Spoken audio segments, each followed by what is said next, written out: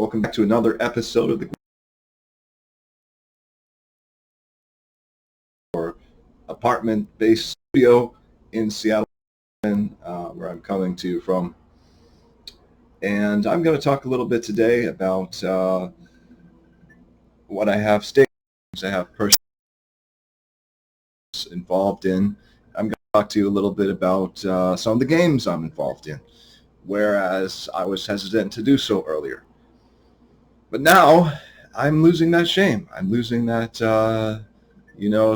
discredibility of myself, because I realize that I've invested a lot of money.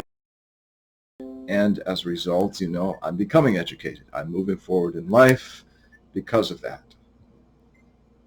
I've recently encountered another opportunity in network marketing. Last year it was Amway. This year it's something else. And I didn't ask for this. I didn't expect this. It just got placed in my lap because I went to work today and encountered people that told me about these specific things. First,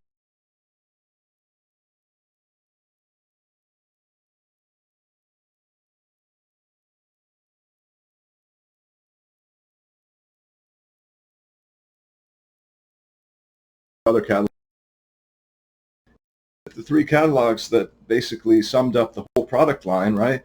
And I said, actually, even in the body-based catalog of Amway, which is mostly geared to women, I would still have things to buy. And I looked at the main catalog, the general catalog, and I said, well, I would basically buy everything in here if I had the opportunity, right? And so, I can see that the product line is of value. So that's one thing. Basically, self-esteem.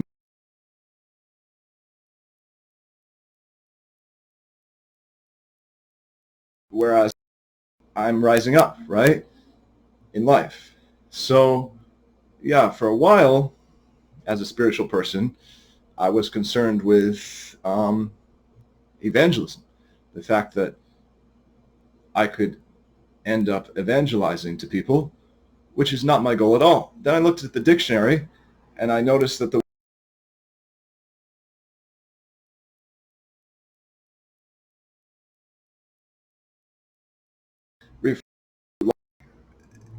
giving good news. And then the word itself, evangelism, refers only to Christ. People who are Christians, people who promote Christianity to people. So there's no chance that as someone who gets offended easily by evangelism and who is definitely not into the Christian religion, but not opposed to people who believe in it, just not into the whole hype, right? There's no danger at all that somebody like myself could get into evangelism. So you could look at this and say, this is evangelism. Well, really not. Not if you look at the dictionary, which will define what I'm saying as totally not evangelism, which is basically trying to convert you into Christianity. Bottom line, anytime, that's the definition. I'm sure there's more to it than that, but I'm not going to defend that word, which comes from another religion. You feel me? If anything, I'm Buddhist. I'm guided by Buddhism and Taoism alone. Okay? And both of these philosophies basically support network marketing. Now, if we look at network marketing, for me, it's more about networking. I'm not even into marketing. Marketing for me usually refers to sales. Like, since I'm on an entry level aspect of this industry, I'm basically a salesman. I come across as a salesman. But this isn't what my training is about. This isn't what my degree is about. I'm not really educated to be a salesman, and it's not my primary interest either. Networking, I have more to do with that because I'm a stakeholder in the psychic internet, which is nothing but networking, being networked to other beings who speak the same language or have connections in common with me to where I can speak with them telepathically and so on. So in terms of morality, you know, I would say I I had a lot of coding, I had a lot of teaching on ethics and morality during my life. Yet, I only speak of things that improve the health. I only speak of things that I have seen results with empirically, right? And I look at them and see that these products are empirically based. You most likely will see studies that were based on this product or something. I haven't pulled any up. I haven't looked at PubMed to see.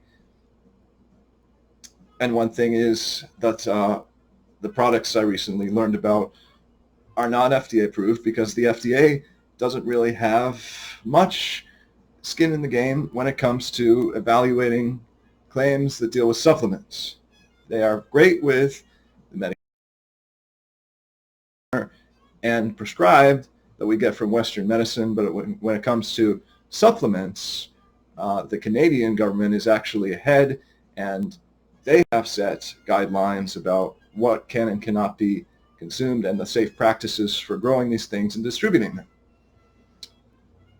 So because of this, and because the formula I found out about is Canadian, like based from Canada, comes sourced entirely from Canada, like you with me, I believe that it's actually a viable product that I've seen results from. Because in the past week of use, only a week, I saw the decline of my insomnia, which is really important because if I continued to have sleeplessness at this season, I could very well eventually die because I need sleep a lot. And yeah, this resolved that issue before became a big issue.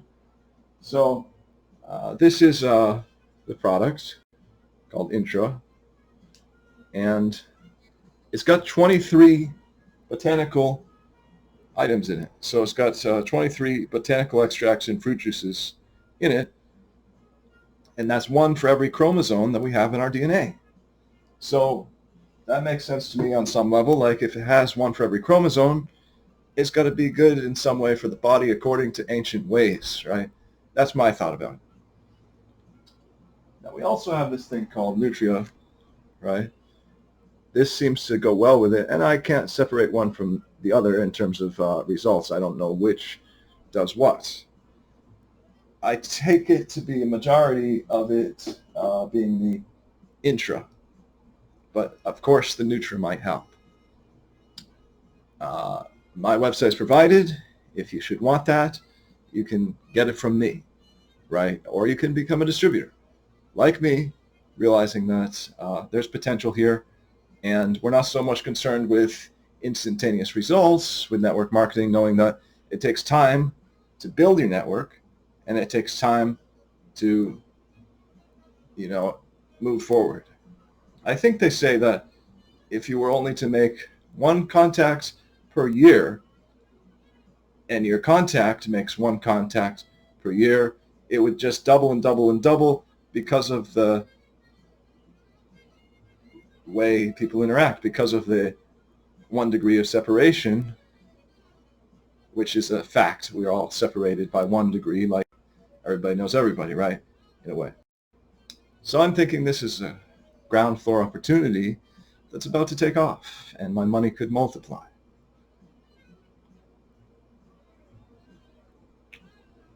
I never really was gainfully employed by working for other people.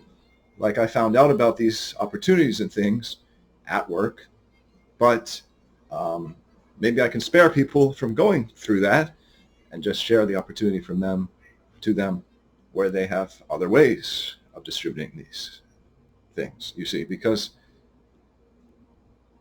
while I'm into networking, I'm into a different perhaps aspect of networking than you might consider. And the marketing aspect, well, that's just sort of what everyone has to do to survive in business now. It's just the way. It's just that everybody has to market at least themselves and generally other things as well. And you may hate it. You may be with a company working during your regular hours that you don't like and that you don't represent, you don't want to represent, and you don't want to give a good rap to because it's just a job. Well, I'm in a similar situation with that. And because the government, basically the state government with tolls, payable now, right? Payable yesterday, and I finally got around to it, as well as, rent occurring at the same time. So my landlord and my, government here are all, taking my money, manipulating me, and my work hours, just make me feel wiped out because, well, I'm getting a decent wage, right? At the end of the day, like, it just gets taken, and my costs are extremely high at this point. It's hard to avoid extremely high costs if you live in a city. If you don't live in a city, you get opportunity costs, sort of, somewhat. But actually, like if you live in the country, this is also an especially good opportunity, I think, with the products I just mentioned, as well as the Amway products. Anyway, this time I'm including the links below to both of those things, whereas before I was reluctant to even talk about those things which seem like personal interests. They're not entirely personal interests, though, because they're universal to everyone. It is possible that somebody could have an allergic reaction to this. One thing this has in it that I was initially thoughtful about and concerned about is that it has high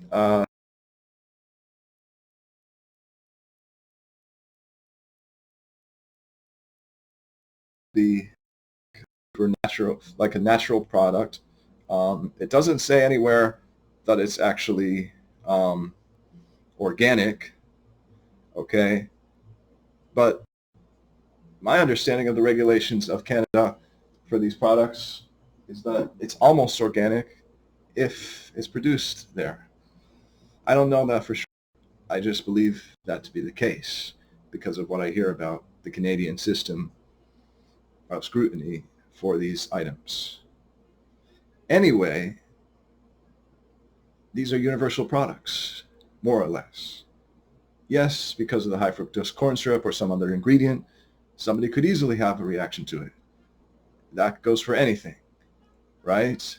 But I think the majority of people, if they're not allergic to, say, COVID-19 vaccine, wouldn't be allergic to this. However, there are allergic reactions with COVID-19 vaccine. So I'd say it's probably even more harmless than that when you talk about side effects commonly seen. Now, this is all speculation. Don't worry about it as fact. Don't treat it like fact. It's all speculation. I'm just speculating some things. But I see ingredients like aloe vera, cayenne pepper, bee pollen, celery. Now, bee pollen, I don't think that's vegan. So just by buying into this product, yes, you realize there are downsides. Like, for one thing, you might not be able to call yourself a full-blooded vegan because there's bee pollen, licorice root extract, and things like that. There's nothing else in here that's actually not a plant except for the bee pollen.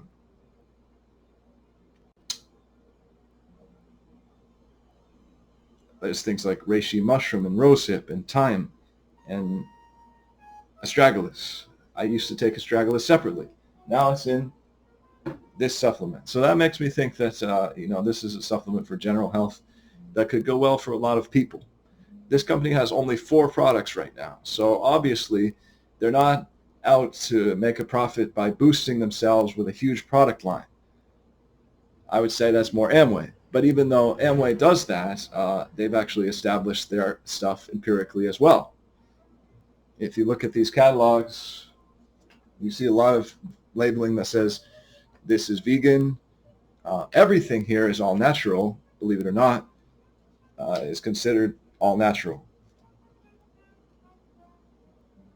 Like,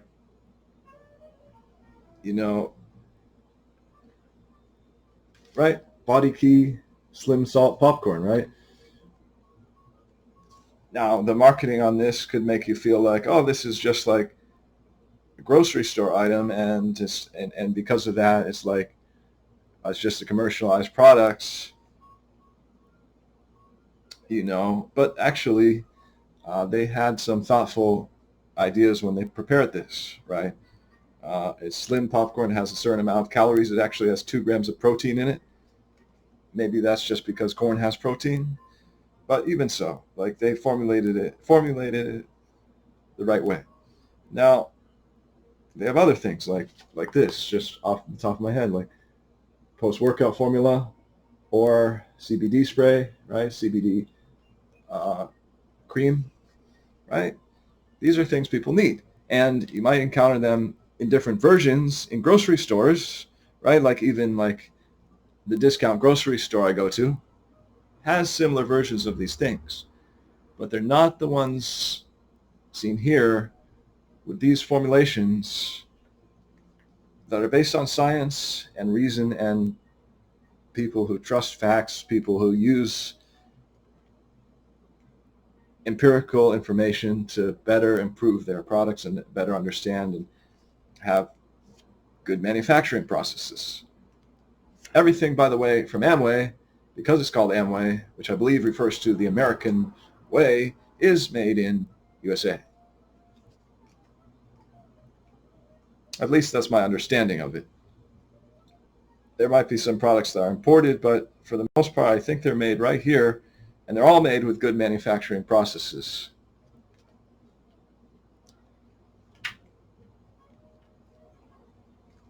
So, they put some thought behind these things. Now, I'm not saying that everything they sell in Amway, because it is a big catalog, is going to be suitable for everybody, right? There are things in here that I wouldn't buy or don't need. Not just the women's cosmetics, but things like I would find alternatives to. But yet, others might buy these items. Others might say, your brand is actually preferable to me than the other brand. So Amway is sort of like a thought leader in the field of MLM because everybody more or less has heard of it, and it's one of the founding network marketing, I would say, companies that existed. I grew up in the 90s, and that was a time of very seedy business practices. I would get this business opportunity mail. It was loaded with jabber about advertise with me for this amount and this and so on. So we were just entrepreneurs were just endlessly advertising to each other. I was 14 years old. I wasn't of age to participate in these things.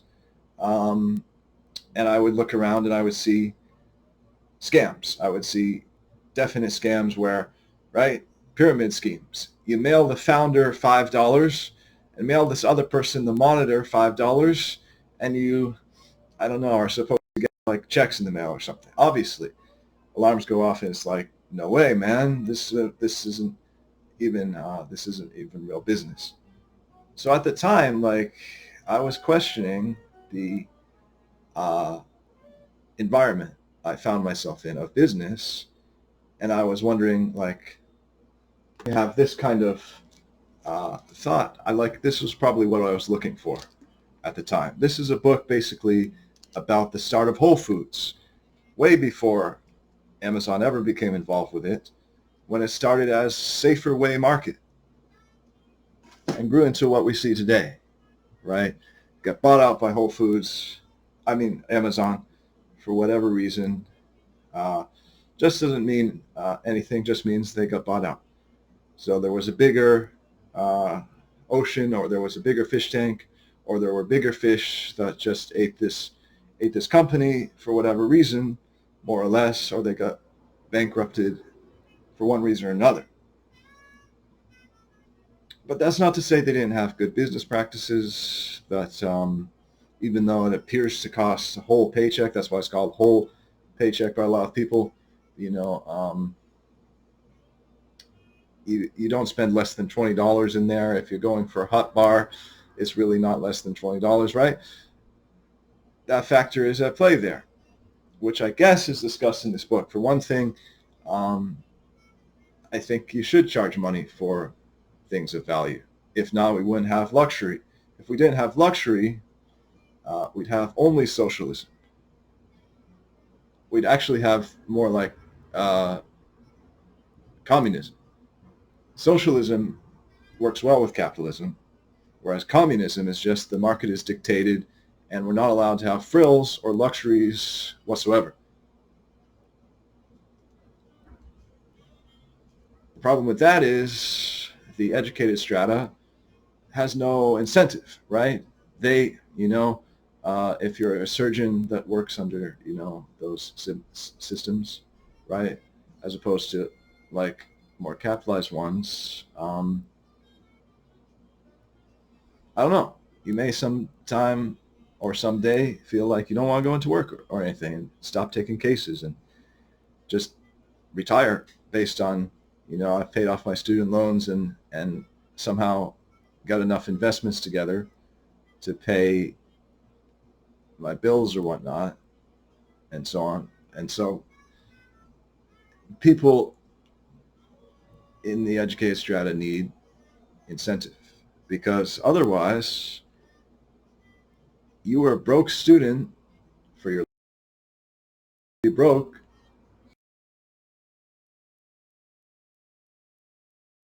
broke, which doesn't work for me. So I'm saying, yeah, I grew up in that era, but we've radically changed that era. The rise of the New Age has also been concurrent with that, and I'm a product of the New Age as well because I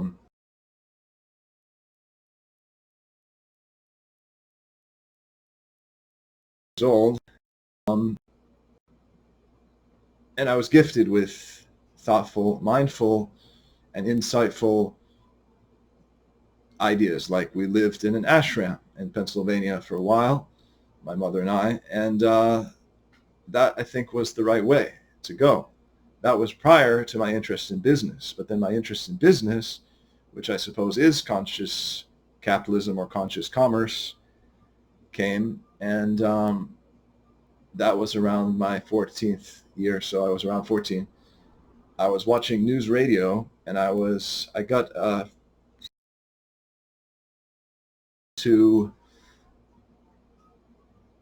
the Wall Street Journal. My mom wouldn't allow me to have any like luxury fringe items,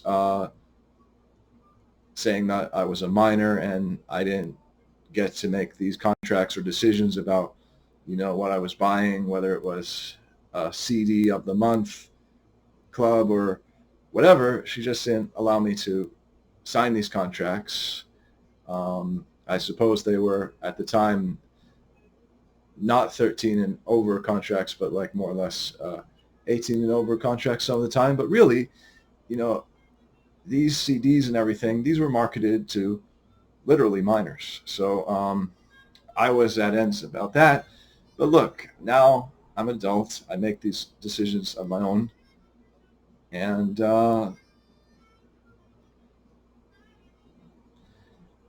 it's sort of like my earlier intuitions were more or less accurate.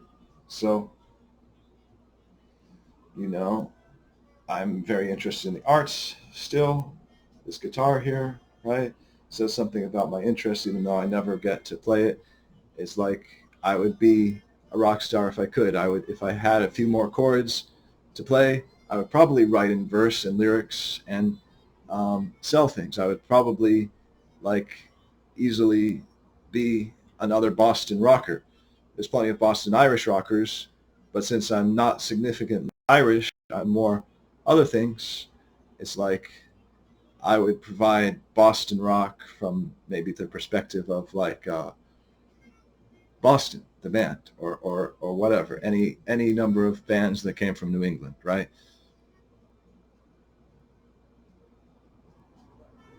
So I guess what this is finding personal culture, finding our personal culture. Different from the setup, there will be a game in terms of a product that we can back, right? Because all my life it's been about services. If it's all about services all the time, that can be great at the top of the service industry where you're a physician or a surgeon, and that is service, right? That you can bill for, or you're an attorney, or you're a therapist, like I'm training to be. But yet, everybody really needs more or less, and investments, right? These are all part of, I would say, expanding, growing the personal culture, and figuring that out. So there'll always be this, right? Um, but yeah, if you're a millennial, this should be especially speaking to you, what I'm talking about. Just finding your groove, finding your niche, and realizing that we we basically, I think, raised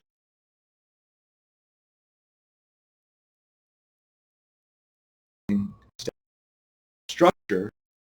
Some of the things that that world offers are are demonstrated to have results that are good.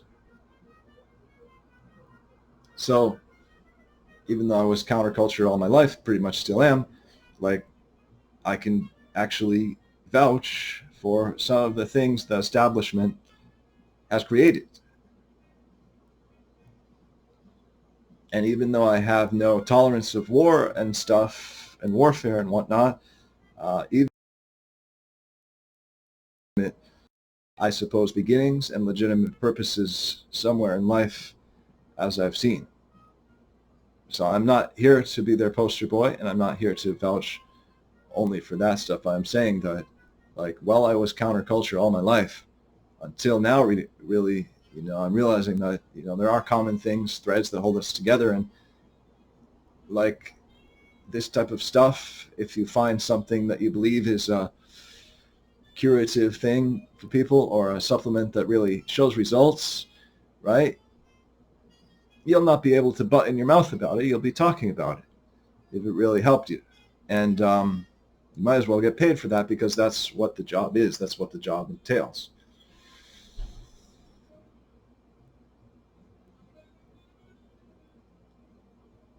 It's sort of like, I could go through my whole address book of contacts in Facebook and Instagram, and contact everybody and say, you know, are you interested in opportunity? Or I have a product that really might help you for this or that, right? Which you don't want to do, because that's more or less going into the realm of practicing medicine. You don't want to do that. So rather than offering a specific product to treat X, Y, and Z problems, just make people aware of your brand, right? Your brand might include other brands, right? As vegan as I am, there's something about McDonald's that I appreciate in terms of marketing. Now, I don't appreciate McDonald's, and I feel as if any marketing they have is used in the wrong way, sort of the evil side or the twisted side of things. But if there were a burger company called Good Karma Burger, which I have been interested in starting, then I would eat there. And I might eat there more often than I would otherwise, because of McDonald's having been there, and because some of the marketing would come from that genre, would come from that, either the same team or the similar people. So yeah, so what does this mean? That I'm a mercenary, that I accept any ideas, that I'm an ideologue? No, I think it means the opposite. Because if you think about this as I'm endorsing McDonald's, no, you're getting the wrong message.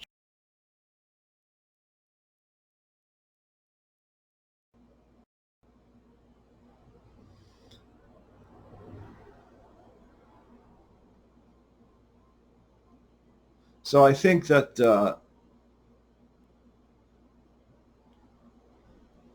reluctance to be evangelical with stuff and to have personal commercial interests stems from Buddhism. But Buddhism is not absolute. First of all, number one, uh, not all the monks of Buddhism take a vow of poverty. I don't think they should necessarily every time. Why should they? universally take that vow. Now, a vow to be vegan, that's more common, and I support that vow. However, people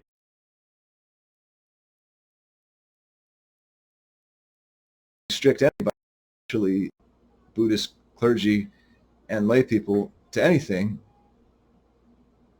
you know, then you're limited. Then we're limited to one decade or one point in time when that was common practice for whatever reason, because it had to be or because of whatever, right? But I was saying, Buddhism, yeah, there are in evangelical forms of Buddhism, right? And the SJI form of Buddhism, which they call Gaishonin's Buddhism, right? That would be definitely proven um,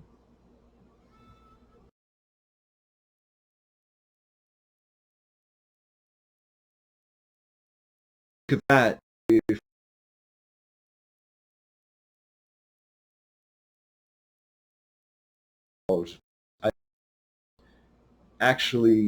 I think is actually another variation in terms where it means something entirely different than it originally did. However, yes, I'm not a cult person, and when it becomes a cult, I run away. So because I grew up in the 90s around that cult culture, framing everything, whether it was MLM, now called network marketing, right, or any of their products, I ran away. And I was trained to run away from that by my upbringing. But later in life, I couldn't avoid these opportunities. People were telling me these things, and I might say, you know, I might consciously think, I don't want to work with you so much. Or even though I have to work with you, would you please not talk about your personal business interests? Would you please just do the job and work that we're paid to do and not disturb me about these other things? But I didn't say that because I had a year experimenting with the world of network marketing in adulthood, which I had hardly done to any great effect. But now, at the graduate level, it means more. So it's like, I've never shunned someone with an MBA just for having an MBA. I might shun them for being evil or evangelical or cult-like and doing practices that I just don't approve of.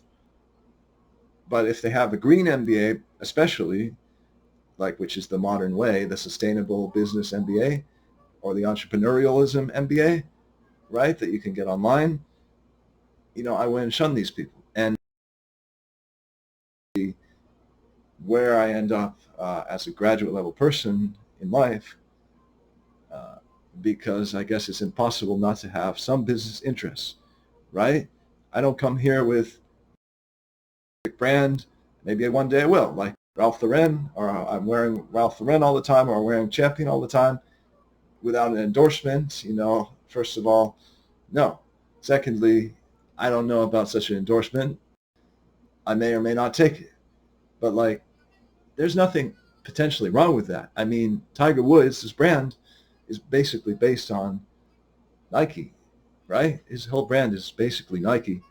Um, Now people change and they have different sponsors and they move on, but I think there's not really a picture you can find on the internet without him wearing a Nike swoosh cap or something made by that company. So I guess I've been swimming in the pool, toward the pool of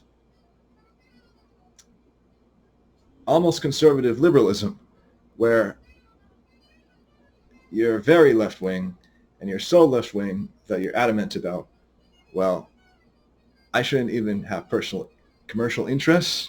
I shouldn't go about producing business cards for people. If they hire me for Lyft or Uber, that's all they're going to get. I'm not going to speak of anything that might concern me otherwise, because I don't want to be in that. I just want the the wages for the ride or the fare, and that's enough, and that will be enough to purchase my time, right?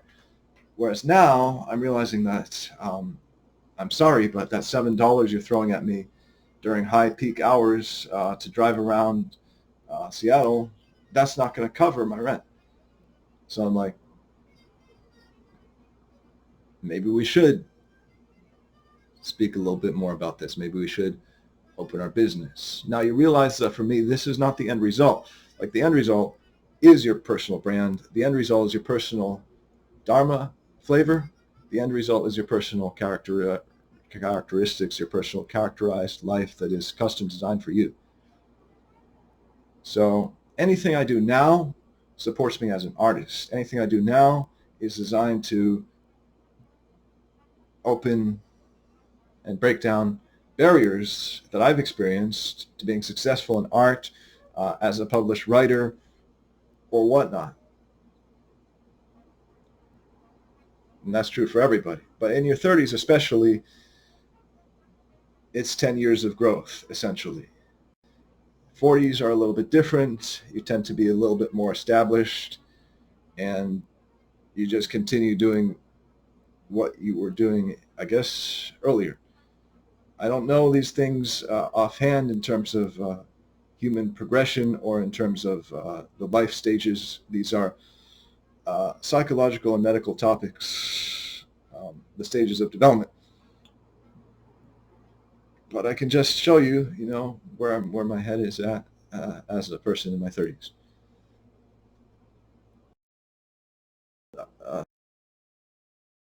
My life, I'm attentive to the signs, literal signs as well, included in that. So, like, if somebody at work directs me to take 222 Street, right, 222nd Street, well, that's in my memory. That was interesting. And I see a lot of things on the road that are interesting, right, as a driver. So I'm not going to tell you what my job is about, but it's not Lyft or Uber. It's a private driving job. It's more of a public driving job with private companies involved. Anyway, yeah, I think I've spoken to the effect of what I'm trying to communicate today. It's all about building bridges. It's all about your mind. It's all about trying new stuff and living in phases. Because I want to get to the phase where, my personal commercial interests are either applicable only to my specific to my companies that I develop, or specific to me, or I don't have any, and I don't have to talk about anything other than enriching oneself in the light and bathing oneself in the light and sort of thing. Yes, at some point, the light has brands. Some of logo design and brand design, this is art, right? This is desktop publishing, but it also is freelance graphic design, which is art. So it's like some of these brands come from higher places, right? Like the mailman may still go around stealing mail, but the logo of the eagle, right, is really designed to prevent that, right? You get what I'm saying? So brands come from largely the logo. They come from the logo as well as other things, and that whichever artist determines the colors of the company and the palette they use and the designs they make and the branding, right? That's all art. It's part of art. There's a side of psychology, industrial psychology, and commercial psychology that is tied into this. I won't go ahead and back that all the way because I don't think it's responsible to necessarily use psychology to promote things because, like I said, that is my background, more the socialistic side than the capitalistic side. But I have both because I'm American and because I'm subject to capitalism. whether I like it or not, right? Like the government is also the same thing. Like they can sell me concessions, tolls or something that nobody else can. And they can make those concessions due and payable at a time when it's really inconvenient, but they're just doing their job and they're just paying for the roads as well that I use, right? The principle of it, I suppose, because they're paying for bridges that were built along that route for one thing. So I've used the bridge to get to this other town for my job. I may be satisfied that my job has incurred tolls on me, right? But at the end of the day, I just eat that because neither party is going to say, yes, we fucked up your life and there's really no reason for you to do that. I'm sorry about that, but it's just a fact of life, right? And even if they said that, like what good would it be? So we have to let that be water under the bridge. That's Taoism, refreshing. Each day is a new day, brewing yourself fresh daily. That's Taoism. Everything in a new frame of mind and frame of reference, and we're changing our perceptions all the time, right? Buddhism has a bit to do with that as well. But with these two together, you can see how morally constrained I might be, or how I might take society's ideas or the collective unconsciousness's ideas to heart, and they limit me. So it's about breaking free from limitation, right?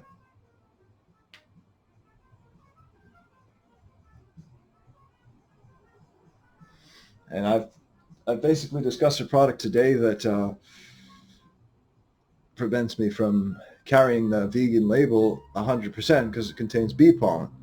And bee pollen, if I understand it correctly, is the pollen that surrounds the little larva. The little larvae used to eat other insects, and now they've become vegan by development, by evolution, but they weren't always that way. But yet, if you're eating the bee pollen, which comes from that central part of the hive where the little larvae eat or live, you see what I'm saying? You're essentially getting a non-vegan product. Now, even the honey is not considered vegan because those bees work their asses off. However, it might be that we're giving that. You find it on the shelf. Is that a good price? Or you get a free bottle of honey, or someone gifts you it, or it's just in there. There's nothing you can do. And there are people who rely on eating bugs. That's how they eat. So whatever, even though I might be grounded in these moral ideas, which are largely just thoughts preserved in a casement of glass by society as the Holy Grail, number one, they're not the Holy Grail. There's other ways of looking at it because I'm also a shaman somehow. Not to say I'm an initiated shaman or anything, or that I practice shamanism, but that I have that somewhere in my spirit and my being. So I must have been a shaman, I can say. But that gives you access to, like, okay, well, now we're not put off by eating bugs. We're prepared to see people eat bugs or participate in that. We'll do anything it takes to survive, right? Just like the Mongols who stuck little straws in their horses for blood when they had no water, right? Which I wouldn't want to do. Hopefully it would not come to that. But yet somebody had to do that. It came to that for them. We are some of them are alive. Some people are alive today because of that, right? And if I said I was a shaman, that doesn't preclude me from being in some level of mischief of some type. And really, there's a lot of heathenism and barbaric practices intertwined with life, especially on the so when people from developed countries look at, like, indigenous lifestyles, they could say, well, there's some barbaric practices here that we're not 100% behind. Like, for example, eating people. However, we can't entirely colonize that whole culture and say there's nothing respectable here that they do. So when it comes to consumption of even endangered species, which we see quite a lot in China, where like the turtle is eaten, right? There's nothing we can do about that. There's not my, as a white guy, I'm not going to colonize that. I can choose to just refrain from that. How far am I willing to go? Well, a little bit in, because if there's bee pollen, and if bee pollen it's royal bee pollen in China, right? It's sold as royal bee pollen, and it's a tincture that you drink every day, and you're supposed to feel better. It's supposed to improve your energy and everything. So there's some good to that. So in a sense, I've shifted from being a more or less biblical vegan to one that is not necessarily a vegan. Can't call myself 100% vegan. This says vegan AF, right? Well, after saying that, I don't know that I am. I promote definitely veganism, but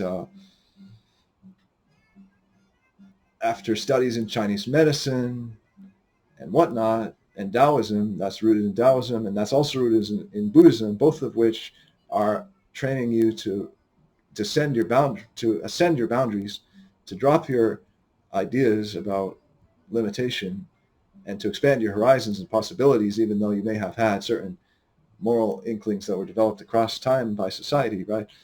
Well, you realize you're a thought leader and you have freedom to do some of these things and try some of these things, right? So I'm saying, yeah, maybe they could have figured out a solution to that bee pollen, omitted it or changed it into something else, but the people who formulated this stuff, probably medical doctors on some level, I'm sure they involved at least one medical doctor to develop this. Like, they decided to go with the indigenous roots, to go with the shamanic roots, and to recommend something that other people see as terrible, perhaps, but to which they have proven cannot be like eradicated from our diet with any good result, or needs to be in their product, right? It just needs to be in the product. So with the high fructose corn syrup, I was a little concerned that, could be pushing boundaries. Am I even saying the wrong thing entirely by being on this platform? But honestly, if it helps with my sleep, when I otherwise might have died from lack of sleep due to the conditions that work was throwing at me, or life was throwing at me, then I did the right thing to purchase this formula, which kept me alive when, I could have gone to get a sleep aid at Target, right? But it wouldn't have come with a business opportunity. It wouldn't have been a new venture. It would have been just like, oh yeah, I get more any formula that helps for sleep. I get more. I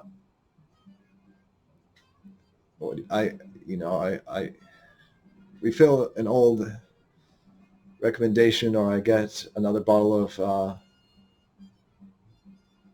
melatonin for better sleep, right? But that would have been just playing an old program or going through an old record.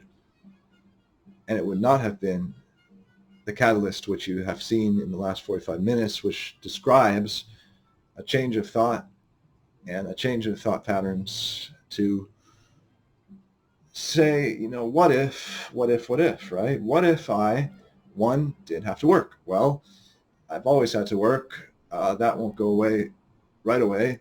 But what if I didn't have to work? That's one thing. What if I could actually get some sleep without targeting one specific formula for just sleep, by getting something that nutrifies the body with needed things, phytonutrients that we don't always get, because I've decided to take this general health supplement, right?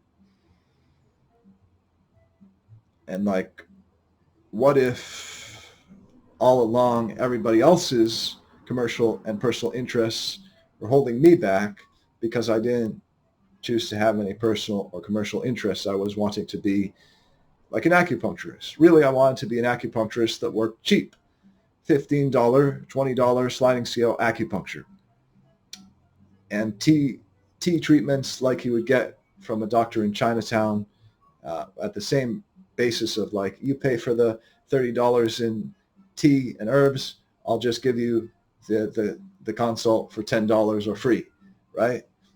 And that's how I was thinking for a while, because of like the traditions I'm focused on, or my platform. But now it's more like I wasn't in the market, so as a result, I get trampled on by everyone else's various commercial interests, and I feel like I've had enough with promises and claims and people selling me stuff and people telling me to get this or that opportunity or get aboard this or that thing. But now I realize, like, there's a place for that, right? Interestingly enough. And because it's a dog eat dog world, you sort of need those commercial interests, because if you don't have them, everyone else just shoves theirs down your throat or on you, and you can't get away from it. You're always pandering to one person or another. The person in me who wanted to be that nonprofit, inexpensive acupuncturist who would be happy to take home 50 grand a year, right? Got trampled on by society and wages that were significantly less than that, and made unable to go through school for acupuncture. Why? Well, society just doesn't cater to those who don't cater to themselves, who don't have self-advocacy, and self-advocacy could extend to the point of marketing these days in modern society. Could extend to the point of marketing, right? So I guess, like, yes, on the one hand, I would still avoid being evangelical, and I would still avoid going out there with, I want something from somebody, to the extent where I have to use the food bank, or I have to eat very little, or whatever the situation could be, right? Before I ask somebody for, business, I would sooner, like, find that I have no gas to get to work in the morning or something, right? But where does that leave me in life? And so, yes, I am still there to some extent, but I realize that to be a developed soul like Moody or Eckhart Tolle or Adyashanti, I think I have to accept some of these personal interests. Number one, I have to become a marketer. Number one, I have to show people how to do this and how to develop themselves and how to get through this phase. And I still have to realize that, well, I'm probably going to be carrying these commercial interests for a long time. As I build my downline, I'm not likely to say, now that I'm at the guru level, I'm just going to dismiss all of this as something that happened to me as a phase of my life.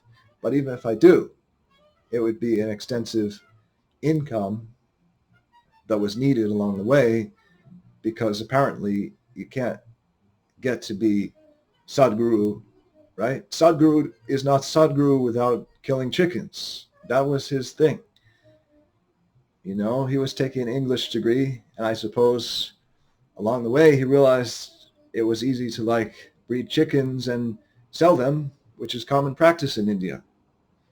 Now he runs a vegan yoga center, but he didn't get there overnight. Like, life didn't allow him to do that overnight without killing chickens, right? So he took on some bad karma in some sense, but he wouldn't call it bad karma, because how many people did he feed by doing that, right? It's a service that he did, right? It's actually nothing but good karma, to dispense food to people, right? And yeah, I mean, we just are stuck at this point. We're stuck with that animal the Gallus mexicus, we're stuck with them and we have to basically eat them out of existence, or we have to stop reading them. We really do. But, you know, maybe that wouldn't work for everybody. Maybe we can't stop reading them yet. Maybe it's not the time for that yet. I would love for that time to come to Earth, but it's not there yet. So we have to sort of buy into some old ideas. As much as we may be into new age and developing new things and the new age, some of it will go back to existing things, right?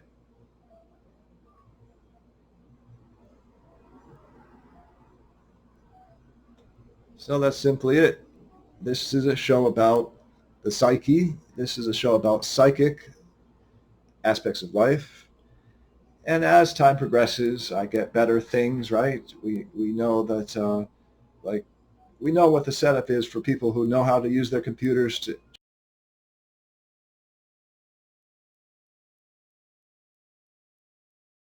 the backgrounds, and then I just put in some camera equipment, professional stuff with light boxes and this, and it's like a nice, sleek, big kitchen, right, with an open island and gas stove.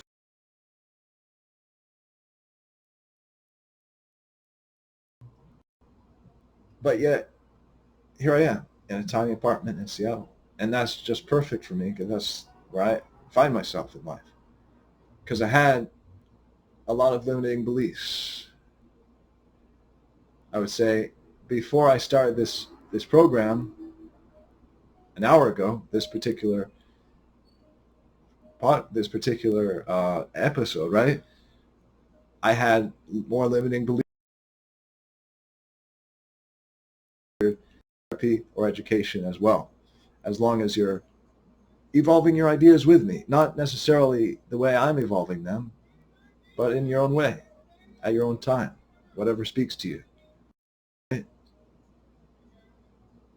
So I guess I've expressed some of the virtues of marketing and business when I previously had thought that, well, maybe there are no virtues to it and we should just shrink our costs that we cause people to have and make sure acupuncture is at the lowest rate on a sliding scale, because if you have a sliding scale, you'll get often people paying only willing to pay the lowest rate on it, right?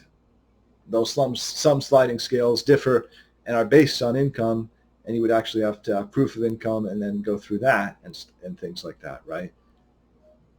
And I might have thought even that because I had been processed as a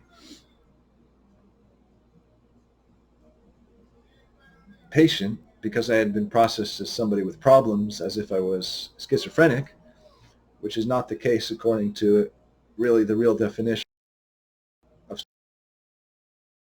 books.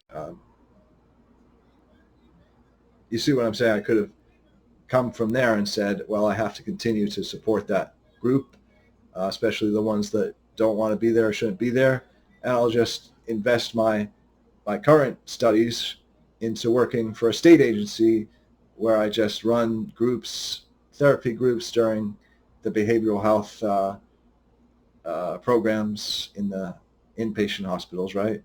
Or I go from psych ward to psych ward, or uh, I work for a state-funded agency and take really social work clients in need of basic education in budgeting and what to believe and not to believe, and basic practical common sense and pragmatism, right? Because behavioral health essentially only provides studies in pragmatism. But I didn't do that. I went in the direction of, I'm going to be carte blanche. I'm going to be in the free market. I do have to do some agency hours, maybe initially, unless I can get a private therapist to intern me. But once done, right, I can charge the going rate. I can charge upwards of $250 an hour to help families settle their problems and disagreements with each other and things of that nature, which is a professional role. Because to help a family out, you basically need to know every position in that family. You need to understand families, right? Which is strange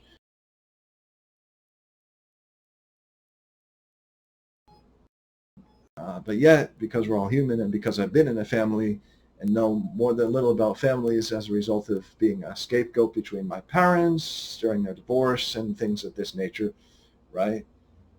I somehow have experience that helps me relate to families. You often end up somewhere where you don't recognize you'll end up. Everybody's talked about this in all of the commencement addresses and that stuff, all that stuff.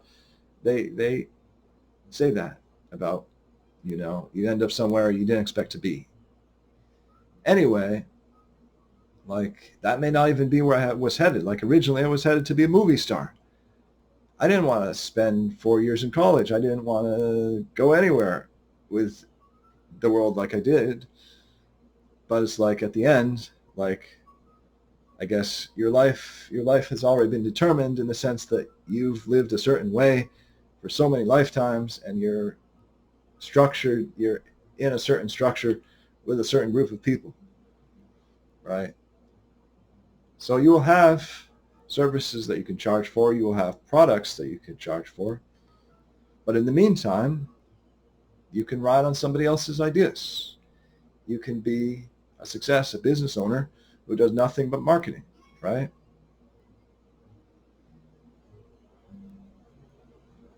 And so I was saying that if you have double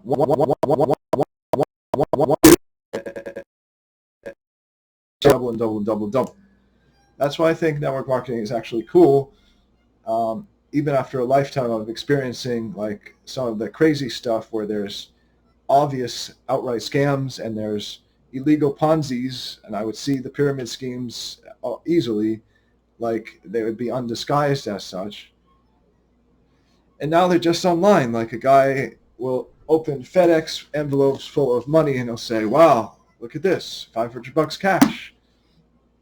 And I'm like, this dude isn't paying attention to any of the recipients. Doesn't mean he won't go through and give them whatever was ordered or direct the cash flow to them. But it looks like, you're getting scammed if you sent this guy $500 cash, because I don't think he even read your address or held on to it. I could be wrong. But what I'm saying is it's pretty easy to find an actual absolute scam versus network marketing. So I think in the future, network marketing will actually have more to do with life than it currently does. So everybody will have their you could call it a scam, or you could call it their game, everybody will have one. And you'll say, what's your game? And they'll say, New Skin, you want it? Amway, you want it? It'll probably be like that. Canaway has been a thought leader in, I think, breaking away from the non-spiritual when you are spiritual and you don't want to live the two lives, or you don't want to appear to live two lives. That for me is breaking away.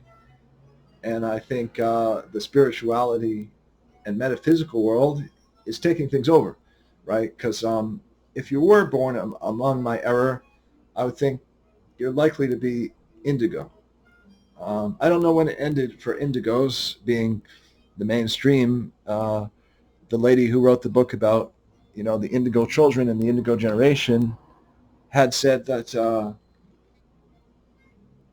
she thinks everybody is universally, after a certain year, universally that.